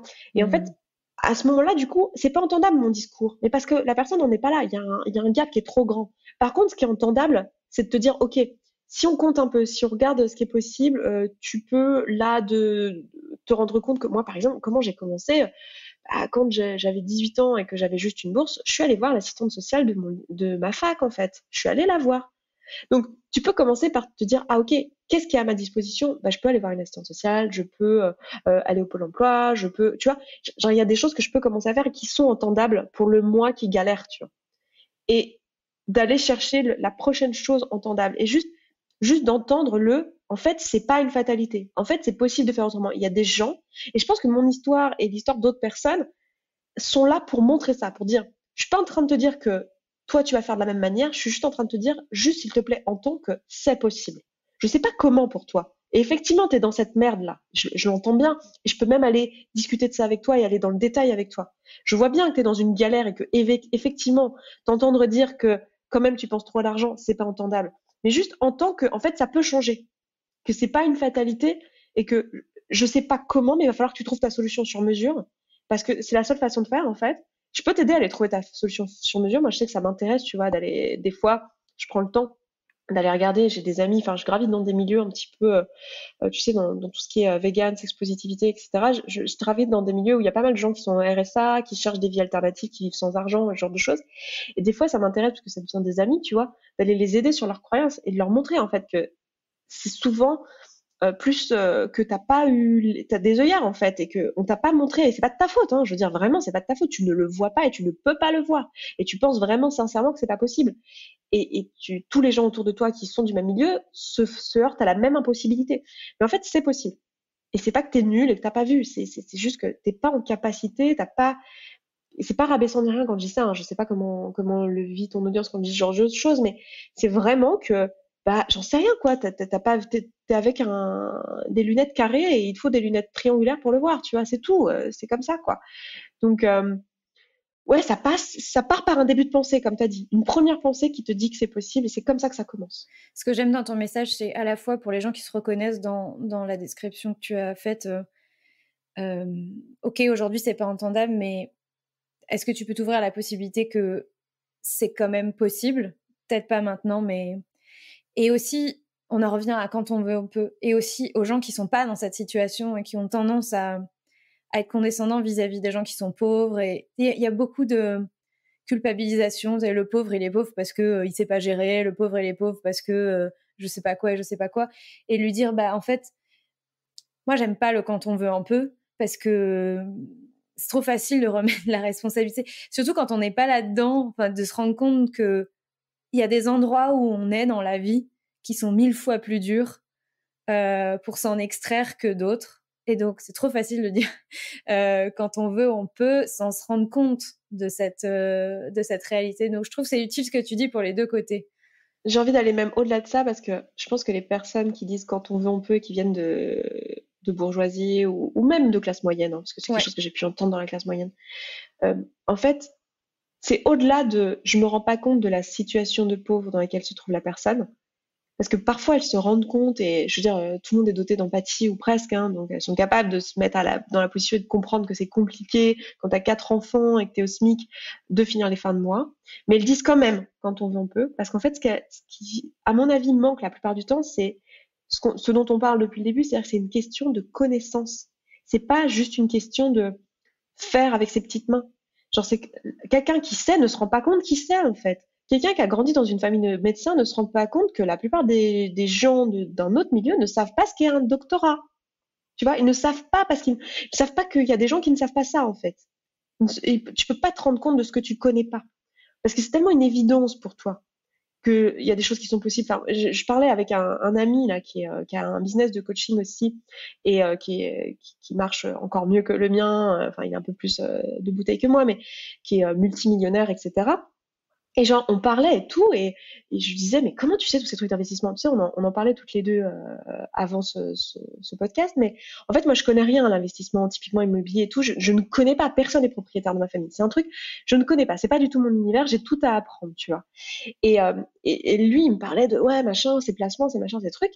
Et moi, j'étais, ah, mais comment tu sais tout ça? Enfin, je veux dire, et il me dit, oh, bah, j'en sais rien, je me suis informée et tout, mais tu sais, il y a des super podcasts, il y a des machins, des trucs. Puis en fait, en creusant, en apprenant à le connaître, je me suis rendu compte que son père, enfin son grand-père, en fait, il a un vignoble, que en fait, il a des placements en bourse depuis qu'il est gamin. Donc en fait, il a entendu parler du CAC 40 quand il avait 10 ans. Moi, le CAC 40, si tu veux, j'ai découvert le mot littéralement il y a 5 ans. Tu vois? Comment ça, c'est pas une serial killer? Exactement. Et tu vois, genre, c'est bête, mais en fait, il ne se rend pas compte qu'il sait. Et il me dit non, non, non, c'est toi qui te mets dans. Parce qu'en fait, tu vois, il peut avoir parfois ce discours un peu victimisant, genre oui, c'est toi qui te mets en position de victime, parce que parfois, j'ai aussi ce discours avec lui, genre, écoute, sache qu'en tant que mec, t'as pas les mêmes plots que moi, en fait. T'as pas les. C'est vrai, je le constate, c'est pas grave, tu vois. Je capitule sur d'autres trucs et j'y arrive quand même très bien, mais je capitule sur d'autres trucs. Et je capitalise. C'est drôle. C'est très très drôle ce que je viens de dire. Je capitalise sur d'autres trucs.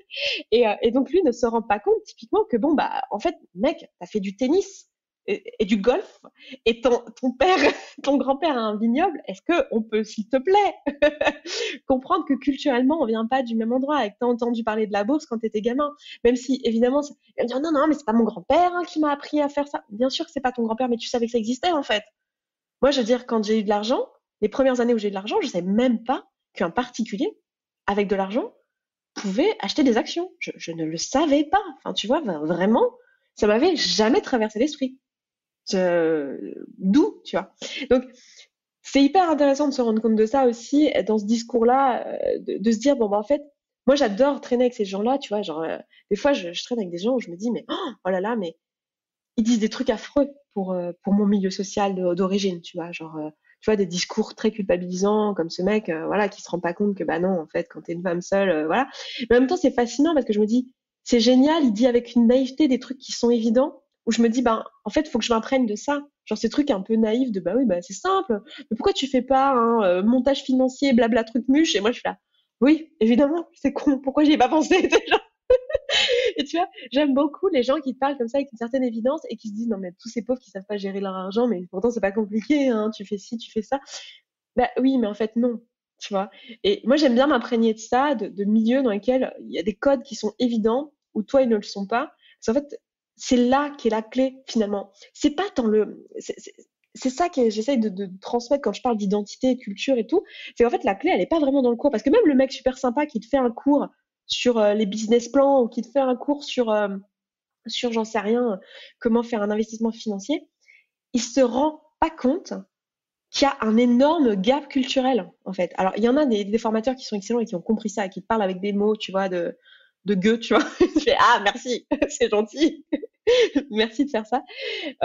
Parce que la plupart des gens qui ont les moyens aujourd'hui d'avoir ces informations et donc d'enseigner sur le sujet ne se rendent pas compte qu'en fait, il y a beaucoup de choses qu'ils ont acquises sans même se rendre compte que c'était là. Parce que c'est dans leur culture, c'est imprégné.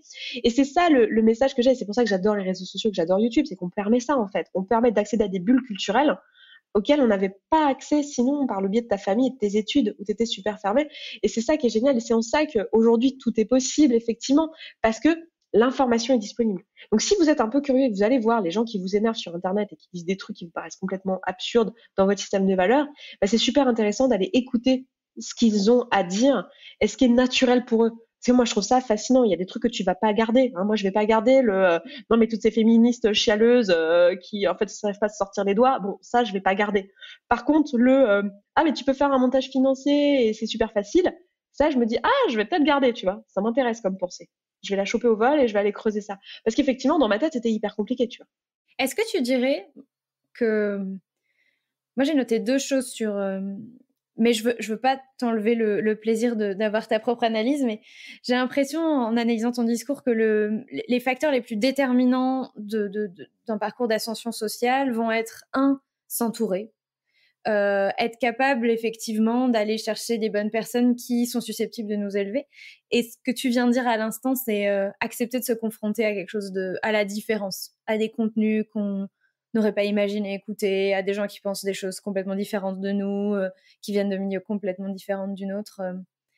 Est-ce que ça te parle et est-ce que toi, tu vois un ou plusieurs autres facteurs vraiment déterminants pour commencer, peu importe où on est d'ailleurs, cette ascension une ascension sociale? Mais je pense que non, c'est la clé. Et surtout, en fait, très souvent, ce qui fait que les gens ne se bloquent et s'auto-sabotent finalement dans cette ascension-là, c'est que ils se disent déjà, je veux pas me faire pistonner. Enfin, je veux pas, genre une espèce de syndrome de l'imposteur de je me fais aider par les gens, de je devrais y arriver tout seul, qui est complètement absurde parce que personne fait une ascension sociale seule. Hein. Dans social, il y a quand même social.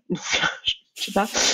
Dans social, il y a social. C'est-à-dire qu'en fait, bon, tu fais partie d'une société, c'est-à-dire qu'en fait, t'as besoin, on est tous codépendants les uns des autres. Donc, à un moment donné, je trouve ce discours un peu absurde. Et même les gens qui sont très riches parce qu'ils viennent de familles riches, enfin, je veux dire, ça suffit pas d'avoir grandi dans une famille de riches. Hein. Et d'ailleurs, il y a plein de riches qui s'énervent là-dessus et qui disent mes parents m'ont pas aidé. Si, tu te rends pas compte de ce que tu sais que d'autres gens n'auraient pas su sinon de ta culture et tout. Mais je comprends ce truc en fait, à un moment donné, si tu refuses les coups de main qu'on te donne parce que tu veux y arriver tout seul, bah tu vas pas y arriver en fait, hein, parce que c'est comme ça qu'on fait. C'est en s'entraidant, puis toi, à un moment donné, tu rendras l'appareil.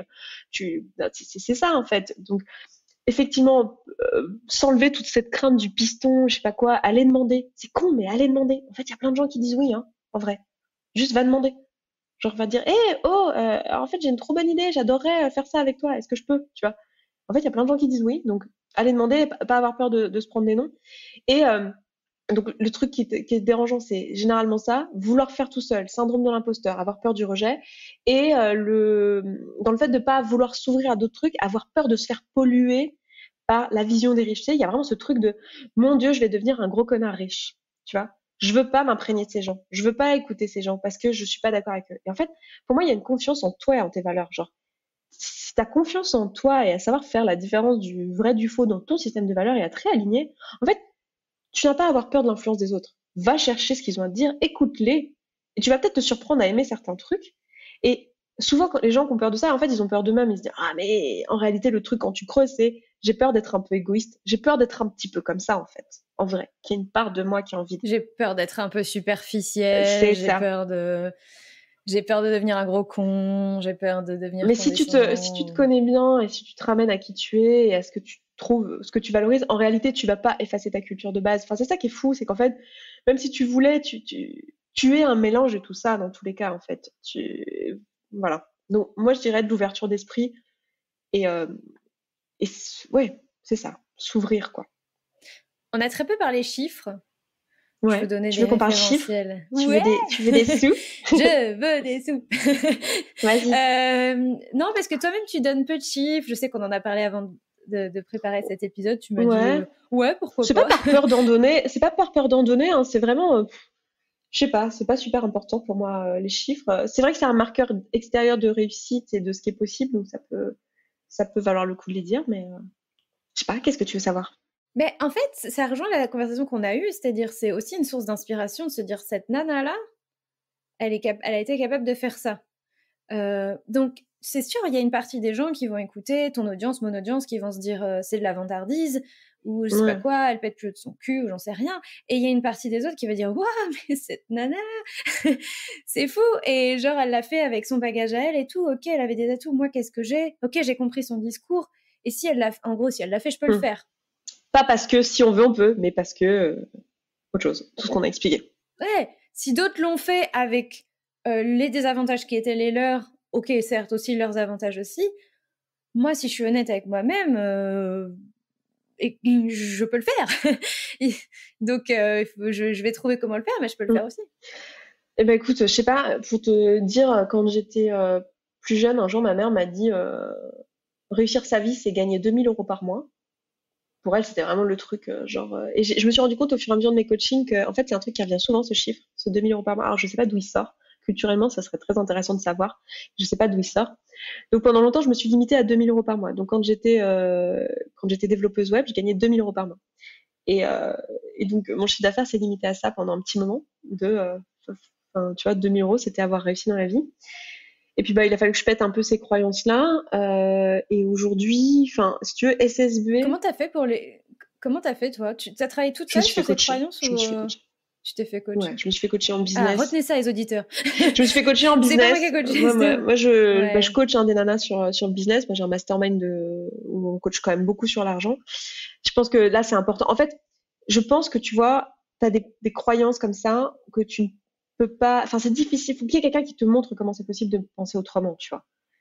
À un moment donné, donc tu peux le faire par le biais de lecture et de choses comme ça.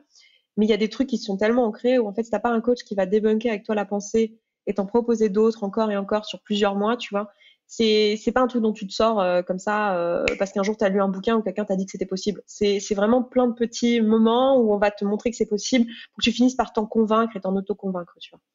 Donc ouais, pour donner une idée, donc j'ai commencé à lancer SSB, donc se sentir bien mon entreprise de coaching et aussi mon podcast du coup en 2017. À ce moment-là, j'étais encore en postdoc, donc j'étais astronome à ce moment-là en même temps. Astrophysicienne, astronome, c'est pareil. C'est juste que tu peux être astronome amateur, mais tu peux pas être astrophysicien amateur. Mais dans les deux cas, c'était astronome professionnel. Donc je faisais ce métier-là en même temps que je lançais le podcast et que je me faisais former au coaching pour pouvoir coacher. Et donc 2017, attends, c'est 2018, 2019, 2020, ouais, c'est ça. 2017, j'ai dû faire 30 000 euros de chiffre d'affaires. Est-ce que c'est ça? Un peu moins, je sais plus. 2018, j'ai fait 72 000 euros et c'est assez drôle parce que 72 000 euros, c'est, si vous êtes auto-entrepreneur, vous le savez, c'est le plafond. Et en fait, toute l'année, j'ai pas osé ouvrir une société. Je me suis dit, c'est trop compliqué, ça va être dur, il va me falloir un comptable et tout. Et j'étais là, je veux pas, j'ai peur et puis je suis pas capable. Et c'était encore une histoire de capacité à recevoir de l'argent. C'est-à-dire que je pense vraiment que j'aurais pu faire les 100 000 euros, par exemple, mais je l'ai pas fait parce que je me limitais sur ma capacité à recevoir de l'argent. J'avais peur de. Tu sais, si tu crées pas ta boîte, en fait, t'ouvres pas les vannes. Peur de perdre aussi. Tu te dis, si je passe en société, je vais avoir plus de charges, donc je vais perdre. Non, et en plus, c'est faux ça. Alors ça, j'avais pas trop peur parce que j'avais fait les calculs et c'est faux. Et je trouve que c'est faux parce que du coup, tu récupères de la TVA. Enfin bref, il se trouve que c'est faux. Mais c'était plus, ça va être dur, je vais être une vraie boîte. Enfin, c'était vraiment une histoire d'identité, quoi. Je suis pas capable de recevoir autant d'argent et puis je vais jamais les faire. Mais pour qui tu prends, tu crois vraiment que tu vas faire machin, tu vois. Donc il y a ce truc-là. Donc j'ai fait 72 000 en 2018. 2019, du coup, j'ai créé, je dis on parce que c'est mon assistante à l'époque, on était toutes les deux, Claudia. On a créé du coup une société. Donc je suis passée en SASU à ce moment-là. Maintenant je suis plus en SASU, mais à ce moment-là j'étais en SASU. Et en 2019 du coup j'ai fait quasiment 300 000 euros en 2019. Et en 2020 on a fait 1 million. Voilà. Là je vous parle de chiffre d'affaires TTC, pas brut, mais TTC. Et j'ai commencé à me payer un salaire en mai 2019. Donc je suis salariée de mon entreprise. À ce moment-là, ce salaire était de 3 000 euros. Et pour moi, c'était genre un truc de ouf, déjà de me payer un salaire. Parce que les premières années, j'ai pas voulu me payer de salaire quand même. Donc 2017, bon voilà, mais 2018, j'ai pas voulu me payer de salaire. Donc je me suis pas payée de salaire. J'ai vécu d'amour et d'eau fraîche, c'est très bien. J'ai vécu sur les dividendes. Enfin à ce moment-là, c'était pas des dividendes parce que c'était, tu sais, c'était une auto-entreprise, donc je dépensais l'argent. Enfin bon bref. Et je vivotais tout ça. Et en 2019, j'ai commencé à me verser un salaire et direct, je me suis dit, OK, combien tu veux en fait? Et là, je me suis versé 3 000. Et maintenant, je suis à 5 000 de salaire en salariat, j'entends. Après, à ça s'ajoutent les dividendes. Par exemple, l'année dernière, j'ai pu me verser 100 000 euros sur le 1 million de chiffre d'affaires. Après, j'ai laissé des choses dans la boîte. Alors, les dividendes, pour ceux qui ne sont pas familiers, c'est quand la société fait un bénéfice, déclare un bénéfice à la fin de l'année.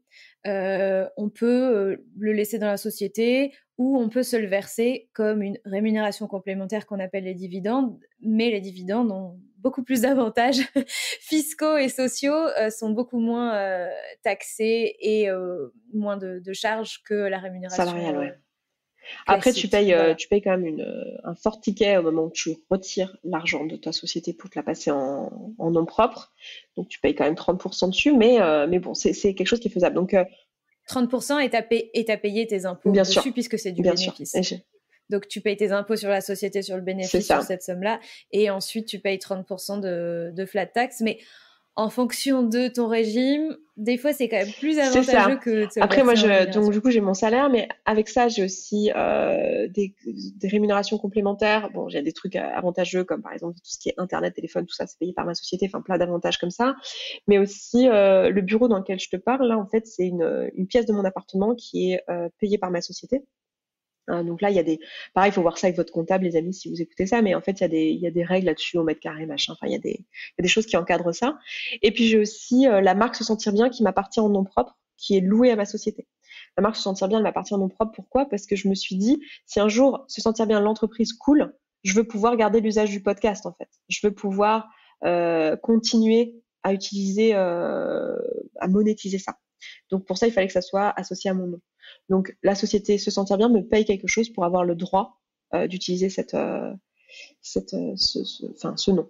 Donc du coup voilà, tout ça mis bout à bout, j'ai quand même une bonne rémunération en tout cas à mes yeux aujourd'hui dans mon entreprise. C'est très très loin des 2000 euros que je voyais comme étant le Saint Graal. Et je me souviens quand j'étais ado, pas ado en fait, en vrai, dans ma vingtaine, je faisais des calculs, je me disais, j'avais regardé les métiers de nutritionniste, justement, diététicienne, est-ce que tu pouvais faire 2000 euros par mois en faisant ça, justement? C'est marrant.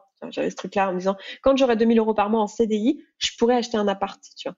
Et en fait, quand j'ai eu 2000 euros par mois en CDI, quand j'étais développeuse, j'ai pas eu envie d'acheter un appart. C'est assez intéressant parce que je dis, mais en fait, tout ça, je sens que c'est pas ma vie, quoi. Combien de jours ou d'heures par semaine tu t'octroies pour travailler? Je t'avoue que je compte pas trop parce que j'adore mon taf. Je compte régulièrement. En fait, régulièrement, je note dans mon agenda, tu vois, les temps travaillés a posteriori, genre qu'est-ce que c'était. C'est dans mon agenda pour compter un petit peu. Quand je le fais, je vois que je bosse typiquement du 40 heures par semaine, en fait, en vrai. Mais j'ai 2 journées de travail fixes qui sont là où j'ai mes calls, là où je vois ma team, là où j'ai des rendez-vous, des trucs comme ça. Donc les mardis et jeudis dans ma semaine. Et le reste du temps, c'est du temps libre. Donc il va y avoir des semaines où je vais rien glander, puis il va y avoir des semaines où je suis hyper créative, où j'ai envie de faire que des montages vidéo, des tournages et machin, et je vais bosser toute la journée jusqu'à pas d'heure. Donc je m'autorise aussi ça, tu vois. Mais de jours fixes, hein, on dirait que je travaille 2 jours par semaine. Et dans ma tête, quand j'ai commencé ce métier, vraiment, j'avais pour but de pouvoir avoir vraiment l'espace de faire ce qui me plaît. Enfin, tu vois, le fameux je fais ce que je veux quand je veux où je veux. Hein. C'est vraiment ça. Je voulais pas être associée à un lieu, un endroit. Je voulais être libre dans l'espace, libre dans le temps. Aujourd'hui, je me suis calée 2 journées de call, mais c'est parce que j'aime bien et que c'est pratique. Mais en vrai, aujourd'hui, je pourrais ne pas faire ça, tu vois. C'est juste que ça me simplifie la vie que ça soit sur 2 journées fixes. Euh, et quand je veux, voilà, où je veux et ce que je veux, parce qu'aujourd'hui, voilà, si j'ai envie de passer une journée à jouer de la guitare, je passe une journée à jouer de la guitare, tu vois. Et c'est un truc qui est hyper important pour moi et qui est important même pour le business, hein, pour nourrir l'entreprise. Toutes les idées que j'ai, c'est parce que j'ai cet espace, en fait. Est-ce que tu te sens plus heureuse aujourd'hui? Ouais. Mais c'est même pas comparable, hein, en fait. C'est même pas comparable. Et ma vie. Enfin, des fois, tu vois, j'ai des bribes de trucs quand j'ai très peu de gens qui ont une vie classique dans mon entourage. Tu vois, ma meilleure pote, elle est tatoueuse, elle fait un peu ce qu'elle veut aussi au niveau horaire. Et même les gens qui me sont proches, j'ai touché pas mal de gens qui sont dans l'événementiel, des choses comme ça, donc c'est pas mal de gens un peu avec des vies un peu à l'arrache, quoi.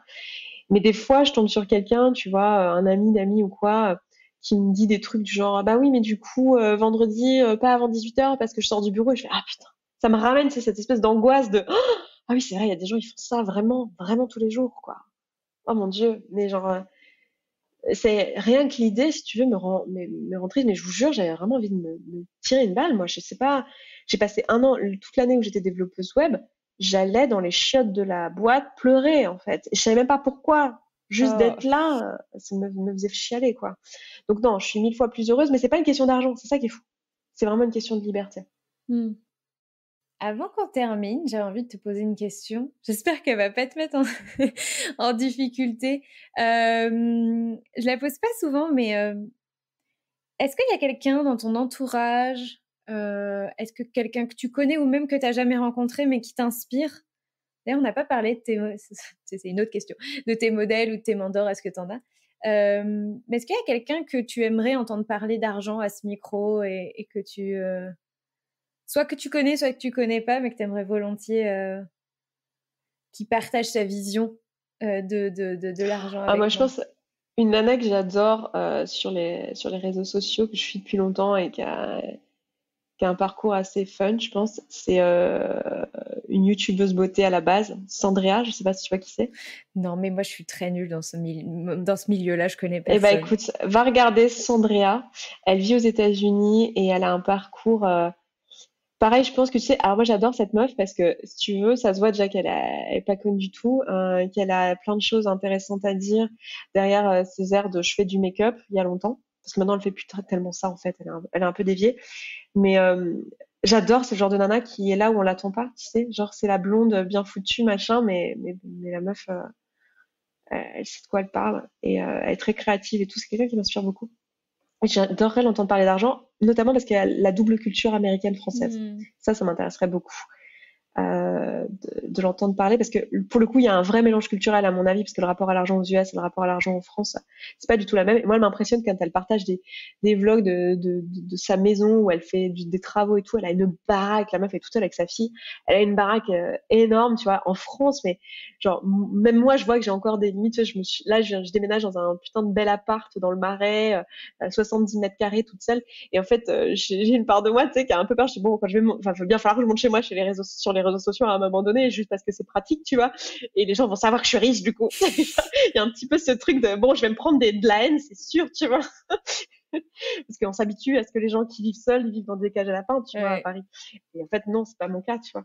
Donc voilà. Et j'admire vachement ça, genre en mode, je m'en bats les couilles. J'avais une pièce, je savais pas quoi faire. Du coup, j'ai fait un truc trop bien dedans. Tu sais, genre une salle de jeu, j'avais une pièce en trop, tu vois. Genre, Ouais. j'adore. J'ai mis des Donc boules je en pense que cette meuf, plastique elle et j'ai a, fait, j'ai fait. j'ai mis une balançoire et voilà. Truc, hein. Balançoire, je vais en mettre une dans mon appart. Mais voilà, bref. Donc voilà, cette meuf, ça me ferait plaisir que tu l'interviewes si elle accepte ce genre de truc. Super. On se connaît pas vraiment dans la vie. Je sais qu'on sait qui est qui. Enfin, Ouais. genre, je sais qu'elle sait qui je suis, que je sais qui on était. On est un peu genre en mode, on sait, hein. On sait que tu sais que je sais, mais on s'est jamais vraiment parlé. On n'a jamais vraiment échangé. T'as d'autres mentors ou modèles, gens qui Alors, je t'inspirent? dirais pas que Sandrea c'est un mentor, mais c'est quelqu'un qui m'inspire, c'est sûr. Des gens qui m'inspirent. Je me rends compte que en fait, je m'inspire assez peu des gens. Je vais dire plus au passé, Brocastio m'a quand même beaucoup inspiré dans tout ce que je fais, même si on est très différentes et qu'on n'a pas les mêmes valeurs et pas les mêmes moteurs, etc. Euh, Il y a quand même un peu de l'inspiration de la part de Oprah. Et je vais dire un truc un peu nul, mais pareil, culture. Là, c'est là qu'on voit d'où je viens aussi. Mais Selena Gomez m'a beaucoup inspirée.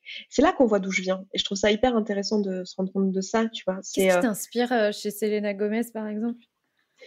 Elle a une forme de vulnérabilité que peu de personnes aussi connues ont, en fait. Moi, je sais absolument rien de la vie de Selena Gomez, hein. Je sais qu'elle existe, je connais son nom, je sais vaguement qu'elle fait de la chanson, elle a fait un peu d'écran, mais alors je serais incapable de te Mais tu dire vois, c'est là que c'est vraiment une culture très, comment dire,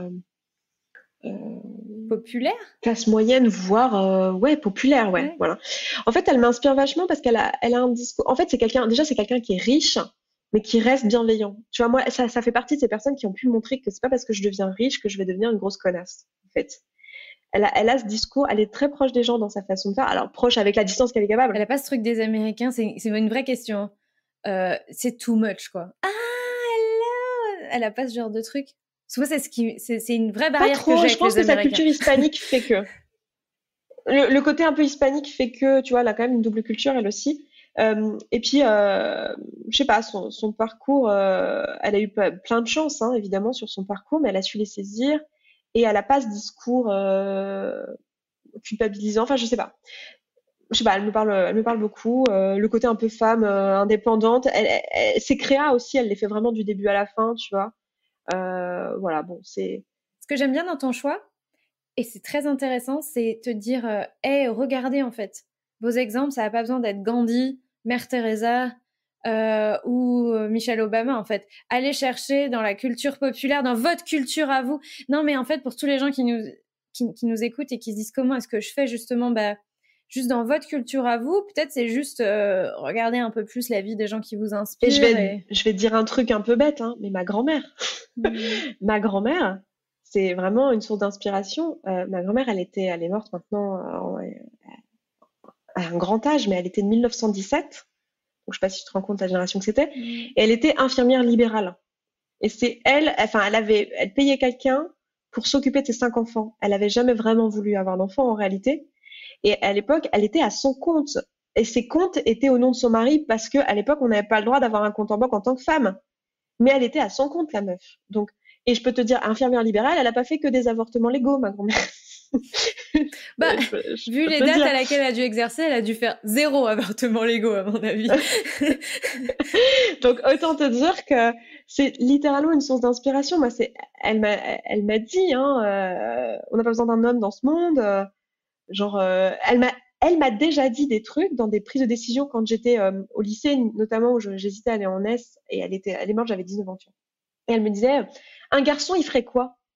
C'est des questions que ma mère a pu me poser, tu vois. Un garçon ferait quoi? Genre, pour pas que je me limite, la question, mais c'est naïf, hein, mais la question, pour pas que je me limite à ma condition de femme. Un garçon, il ferait quoi? Il se poserait ces questions, un garçon? Et c'est un truc qui m'arrive souvent quand j'ai des histoires de syndrome de l'imposteur, de manque d'estime et tout. Je me dis, mais en fait, un mec, il ferait quoi dans la situation? Genre, est-ce qu'il se poserait ce genre de questions? Bon, est-ce que ça veut dire qu'il faut que je devienne gros macho, enfoncer des portes et abuser des gens? Non. Mais c'est une question qui est quand même utile à se dire, où est-ce que je me limite ton statut de femme en tant que femme? Te limite? Pas du tout, aujourd'hui. Pas du tout. Mais par le contre, passé, il aurait pu. Ouais. Sans ces questions-là, il aurait pu, évidemment. Ok. Genre, quand j'ai voulu faire un doctorat, je me suis dit, mais du coup, quand est-ce que je vais faire mes enfants? C'est une vraie question. Maintenant, ça me paraît ridicule, mais c'est parce que, voilà, je sais ce que je sais et j'ai vieilli et tout ça. Mais quand tu as 25 ans et qu'il se pose la question de faire un doctorat, elle est pas conne, cette question. Cette question de que ferait un garçon, elle était utile, en fait, en vrai. Alors, ma dernière question. Est-ce que j'ai plus que 6% de batterie, donc de toute façon, il va falloir que ce soit ta dernière question. Mince, je vais le dire. Est-ce que tu as eu un moment donné ou encore aujourd'hui un système de gestion de ton argent? Est-ce que tu fais des budgets et est-ce que tu te définis, tu vois, même avec ce truc dont on a parlé où tu penses pas à l'argent, est-ce que ça fait de toi quelqu'un de très dépensier ou pas? Ouais, ça a fait quand même de moi quelqu'un de très dépensier pendant une période. Il y a eu besoin à un moment donné que je remette de l'ordre dans mes finances et que je me dise bon ok, là il va falloir compter, etc. Et que je m'enlève la croyance que compter, mesurer, etc. ça voulait dire restreindre. Donc c'était super intéressant. Du coup voilà, et donc aujourd'hui j'ai pu je dirais non, c'est pas vrai que j'ai plus de budget. J'ai un budget, mais genre je suis plus à tout noter tout le temps, à regarder, voilà, à regarder tout. Mais ça m'amuse en fait. Il y a un côté un peu fun avec l'argent, quoi. Cool. Mais je crois qu'on va rester là-dessus. Il y a un côté un peu fun avec l'argent. Tu pouvais pas terminer mieux cet épisode. Merci beaucoup Esther. On peut te retrouver donc sur ton podcast Se Sentir Bien. Ta chaîne YouTube, elle est à ton nom. Ouais. J'ai aussi Instagram se-sentir-bien.coach, le site se-sentir-bien.coach et j'ai mon Instagram personnel Esther Taïfé à mon nom si vous voulez aller regarder ça. Voilà. Je mettrai tout en description de l'épisode, voilà, sur le site, etc., etc. Merci Esther, je t'embrasse. De rien, merci à toi. À bientôt. Ciao. Ciao.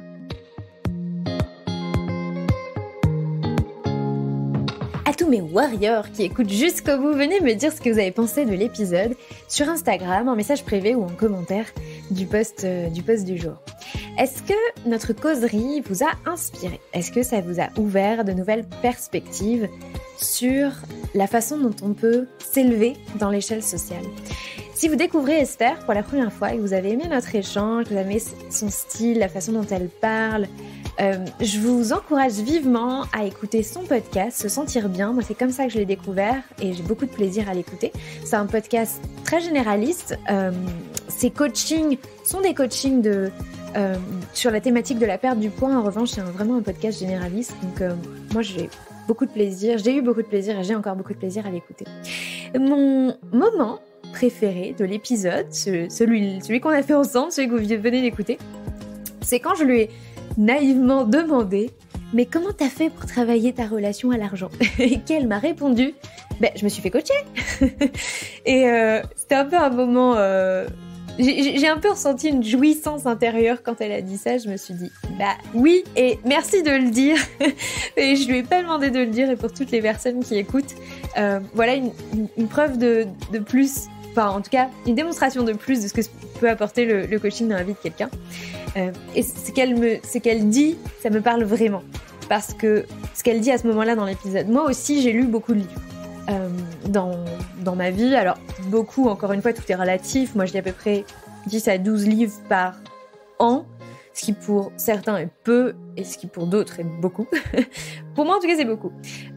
Et en tout cas j'en vois la limite de l'exercice de lecture. C'est que il y a quelques livres qui me font un effet waouh, c'est pas le cas de tous les livres. Et c'est pas que les autres livres sont nazes et que leur contenu est pas très intéressant, c'est que juste c'est souvent pas évident de passer de la lecture d'un livre à un ancrage intérieur. C'est quelque chose d'assez dur en fait. Je lis quelque chose, c'est intéressant, je le comprends, mon cerveau le comprend, mais en revanche, ça change pas ma vie. Il y a rien qui se passe dans ma vie, il y a pas d'ancrage intérieur, il y a pas de... Ça se manifeste pas dans mes cellules, dans mon cœur, dans mon être, dans mon corps, etc. Et du coup, ça a pas beaucoup d'impact dans ma vie.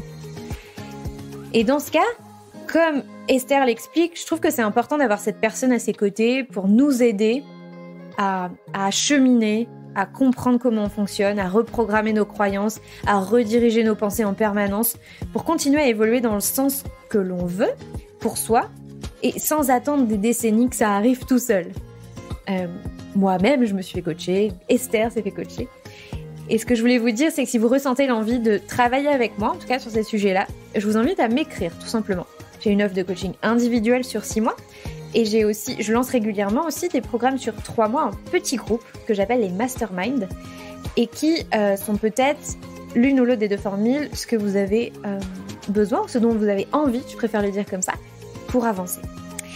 Voilà, sur ce, je vous dis à très bientôt pour un nouvel épisode. D'ici là, prenez soin de vous et de vos finances. Ciao, bye bye.